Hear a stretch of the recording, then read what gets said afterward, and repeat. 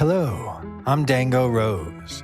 Welcome to the Mountaineer Podcast, where everybody's listening. The Mountaineer brings you the latest news of the Peak to Peak region, in print, online, through our podcast, social media, and special publications. Now, listen in to the latest news of the area with our local journalists.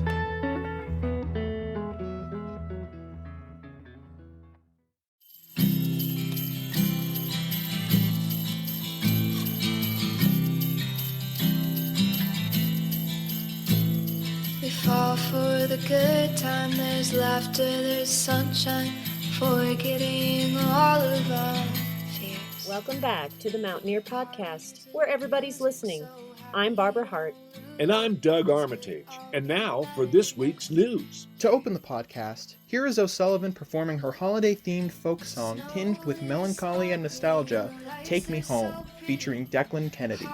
This episode is brought to you by Brightwood Music, Very Nice Brewing Company, Good Life Pilates, Hardt's Backhoe, Howling Wind Brewing and Blending, and of course, the Mountaineer newspaper. We'll all get our fair share of it's going nowhere. We'll all just go home to our moms. Confess all your secrets at 3 in the morning. This season seems so magical. Hello, my name is Jamie Lammers, and this is my interview with local musician J.J. Fraser. Hi, my name is J.J. Fraser. At least I go by my initials because I am actually the third Joseph J., and my dad and his dad both went by Joe, but I've only used my initials. You are going to be performing soon at the Last Stand Tavern, is that correct? That's correct.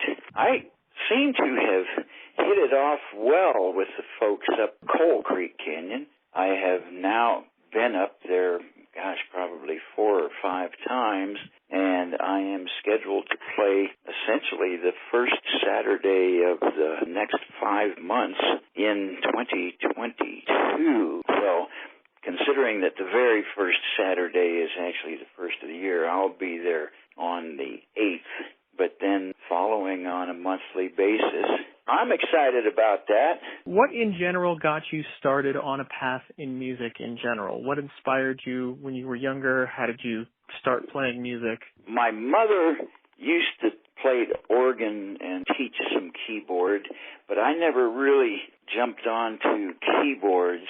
On the other hand, after the time of folk music and the Beatles and other groups from England came over, I ended up picking up my older sister's classical guitar because she wasn't really active on it. And I just had this music in my growing up in the household, in my background, and I really felt an affinity for singing, and I decided, well, people are playing guitars. I guess I better work on playing guitar.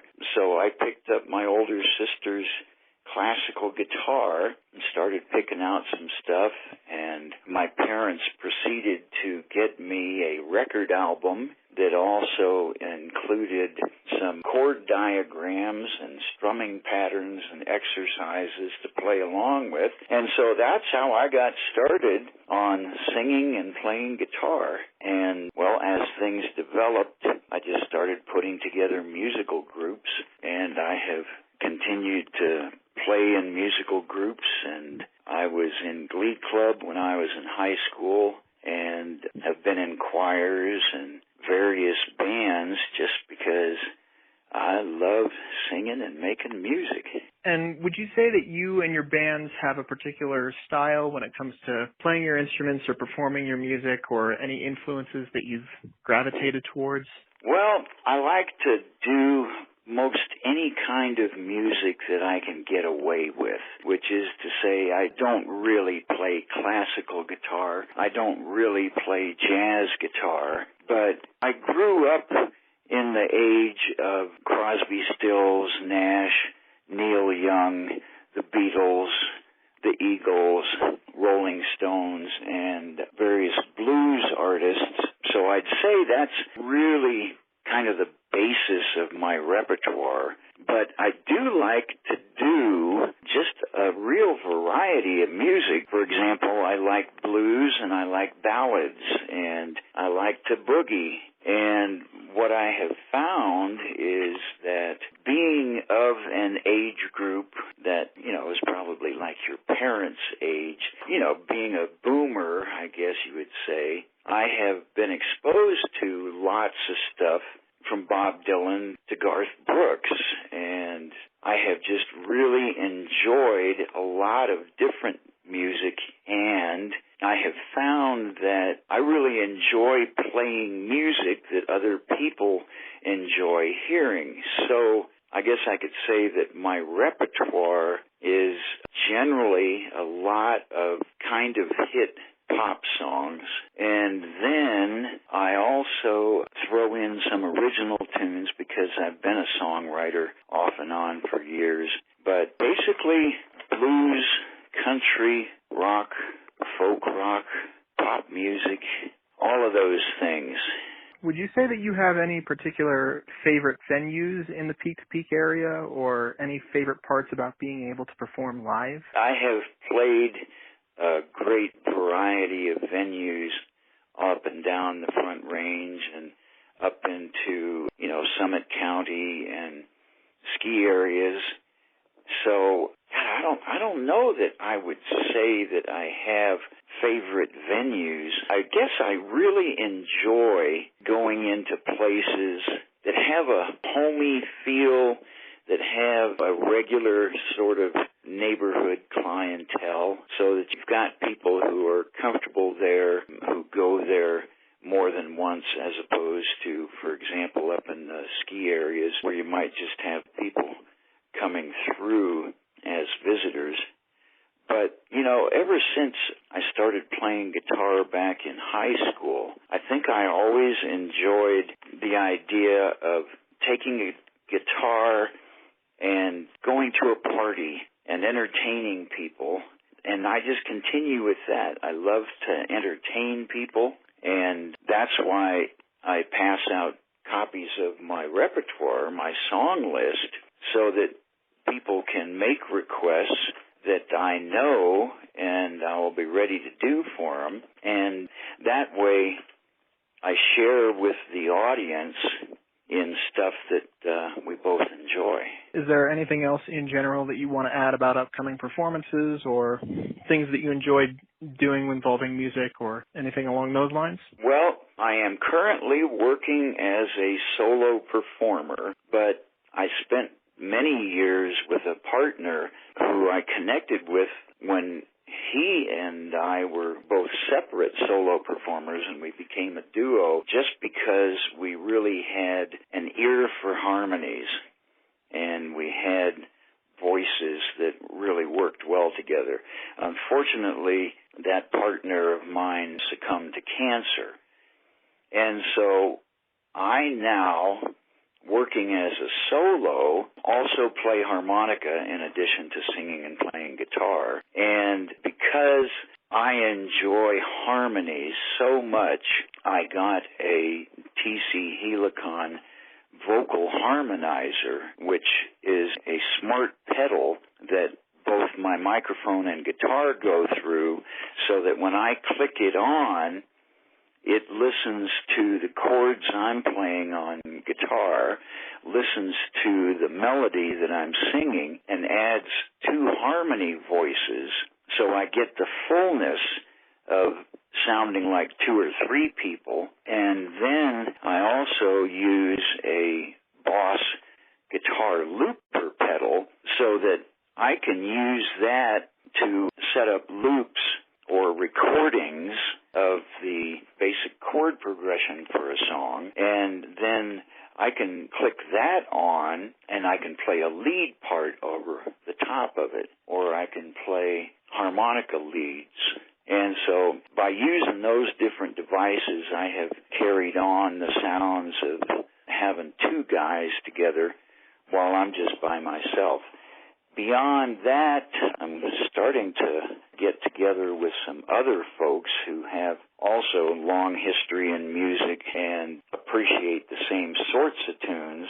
So I may be out with some other folks in the coming year, but at this point, it's me and my guitars and harmonicas and guitar looper and vocal harmonizer, bringing as much as I can from just one guy. Blues, country, folk, and rock, ranging from Allman Brothers to the Beatles to Buffett to Dylan to Eagles to Dan Fogelberg, Grateful Dead, Creedence Clearwater, Van Morrison, Willie Nelson, Garth Brooks, Brooks and Dunn, Rolling Stones, Old Hank Williams, Zac Brown, just covering a real variety of artists and styles, hoping to bring some fun and enjoyment to people. I think those are all the big questions that I had on my end. I want to thank you so much for coming on board and joining us for the podcast. This was really cool. All right. I appreciate you, Jamie. Thank you so much, JJ, for coming on board the podcast. If you want to see him live, you can catch him at the Last Stand Tavern in Coal Creek, 32138 Highway 72 on Saturday, January 8th at 5 p.m. And now to the news desk. Check out this week's full music listing, including where to be and what to see this week across the Peak to Peak region, as well as an action-packed edition full of Nederland and Gilpin school news, events, government, and more. The weekly print and online edition hits stands every Thursday by noon. Are you a local musician or artist? Would you like a feature story in a print edition of The Mountaineer, as well as on our podcast, website, and social media? Interviews are completed in person or by phone with our professional journalists. Interested? Email publisher1977@gmail.com to get on the list for an upcoming edition. Hello, my name is Jamie Lammers, and this is my interview with local musician PJ Moon. I'm PJ Moon, fairly new to the Netherlands. Just moved here about a year ago from Durango. You're going to be performing in the Peak to Peak area pretty soon. Do you mind talking about that real quick? Yeah, so that'll be my first time playing up at Busey Brews. So far, since moving up here, I've played quite a bit more down in Denver and Boulder, but I have done Eldora, Ski Mountain a couple times. So I've got a band with anywhere from a 3 to a 5 piece called PJ Moon and the Swappers. And we started down in Durango. And since then, since moving up here, I've kind of focused a lot more on solo stuff. It's been, after the last couple of years, ticketed events and stuff. I kind of found that playing solo set is a little easier to make happen during the strange times where we have limited capacity and mask mandates and stuff like that. So I've really been leaning into the solo set. I have what you call loop stations. I've got a drum and I play a guitar and shaker, just random percussion. And I kind of put together a full band's worth of sound. I record it live and play over it and layer it. So that's what I'm going to be doing at Busey on the 2nd. And so this is going to be a performance just with you and not with your band? Correct. So mostly with the band, we kind of stick to larger events where sound and PA is provided with the sound engineering. We try to sell tickets. So if you overplay with a band, it's kind of hard to keep ticket sales high. So we kind of pick and choose the right events for that when we play a lot in the same area and we're not traveling as much. And the solo gig really gives me that opportunity to take those gigs I want to play but are not ticketed and marketed like that, you know. So yeah, this will be a solo set. A lot of times I'll have friends that are other local regional musicians sit in and play, and that typically the last minute thing on a gig like this, so there might be some other familiar names. I know I saw the lineup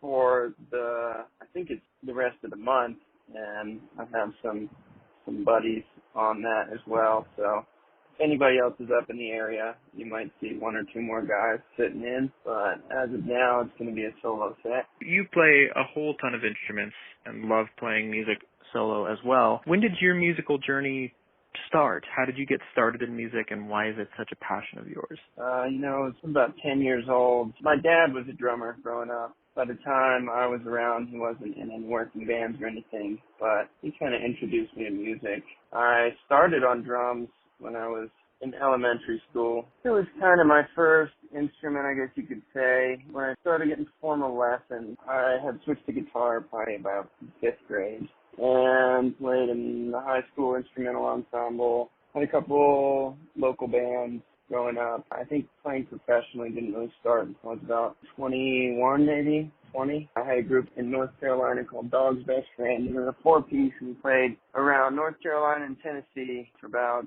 3 years, maybe 2 years. After that, it was kind of my first experience in making money and traveling in a working band, which definitely sparked an interest. It was always a hobby growing up, and I would play shows, but I didn't really lean into it as kind of more of a job. And when I moved to Portland, Maine, it was about 2013, 2014, I started a duo, an acoustic duo called the Cosmonauts. We wrote and produced an album that's out on Spotify and iTunes and everything. That group was my first fully supporting myself with only music and kind of my first experience just full-time music. It went pretty well. We got some good shows. We did a tour from Portland, Maine to Denver, a couple venues in New York City. We played on Broadway in Nashville. It was 33 dates in 90 days. So about most of it was Thursday, Friday, Saturday, Sunday, but about for every 3 days there was a gig. So it was a pretty dense tour. It was the first time I ever kind of found out what it looked like to be an actual working musician.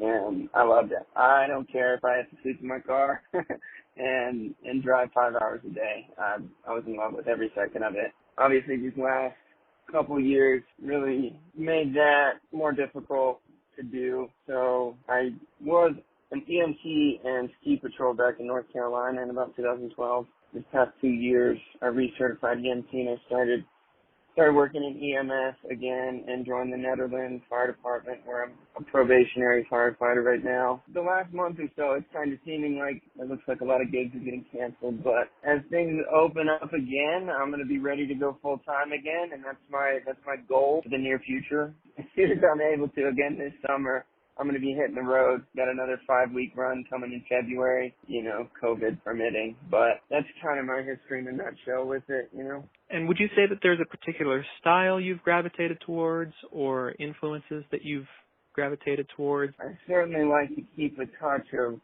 Southern roots. I grew up in Southern Virginia and South Carolina, mostly in my childhood and adolescence. The music scene down there was certainly different. So maybe just a little dash of Southern in there, but mostly kind of the funk soul realm is what I like to go and see.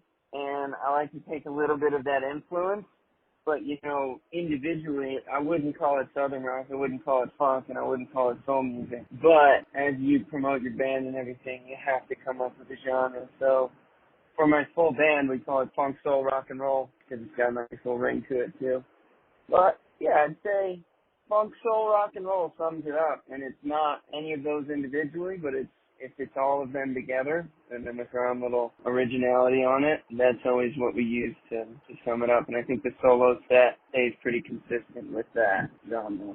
And what would you say are some of your favorite parts about being able to perform live? First off, I think anyone that tells you they're not nervous performing in front of people is a total liar. I think everyone starts nervous, and I think really working that muscle and getting to a place where you're confident in yourself and you look forward to having people listen to you rather than have anxiety around the whole thing. And I think eventually, with repetition, you get to that place. And I feel like it's a really nice feeling when you feel really comfortable performing in front of people. And I think that translates to all parts of life. I really enjoy being a performer, and the bigger the crowd, the better for me. Last minute, pressure's on. I love it all. And music in general, I think the overwhelming majority of human beings have a really deep connection with music, and I think most people would be excited to be a part of it in any way, and I'm definitely one of those folks. If I could be a roadie, if I could be a stagehand, if I could be a producer, if I could be any of it, I would do any of it. Obviously, I think the the pinnacle is to be the performer, and that's my dream as much as most folks with the same kind of intention. And as much as I can fully devote myself to being a performer, that's just the ultimate fulfillment and source of happiness for me. Is there anything else you would want to add about your past performances or other things that are coming up for you, or just anything along those lines? You know, it's a weird time right now. I've got a manager and a talent agency that helps with our booking and managing for the band. Typically, we have a lot more coming up than we do right now. There's a band competition trying out for a spot at Summer Camp Music Festival in, I think that's in Illinois. So we'll be at the Fox Theater on January 7th. Yeah, I don't really... Nothing off the top of my head that I want to really get across, any points to get across right now. There's not much to promote. Well, I think those are the big questions that I have on my end. I want to thank you so much for coming on board and allowing me to interview you. Yeah, thank you. Any bit of free press, man. Yeah, appreciate it.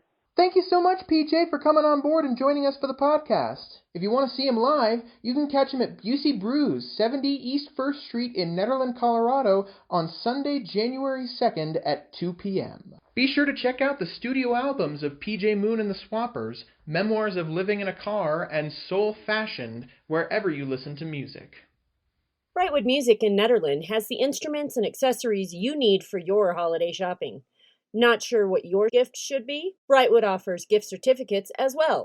Brightwood Music is family-owned and operated and has been a Nederland staple for more than a decade. They are located at 20 East Lakeview Drive, Unit 109 in Nederland, and can be reached at 303-258-8863, or you can find them on Facebook at Brightwood Music.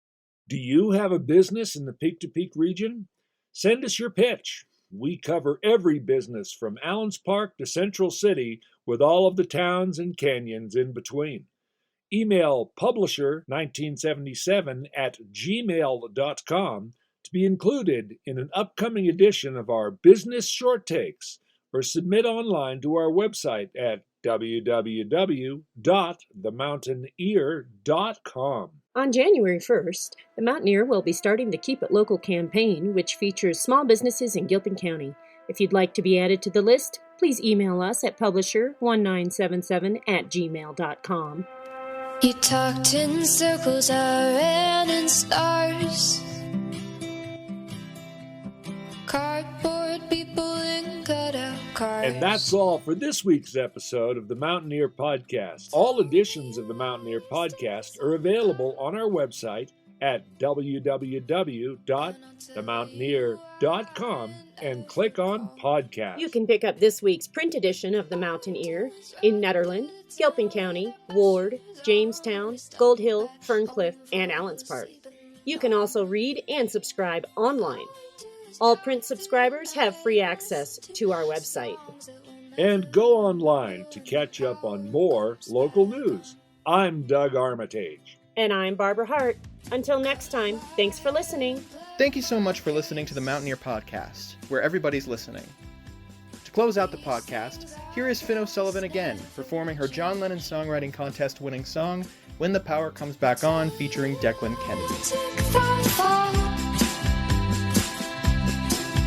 If you tell me why you never call, all I do is run.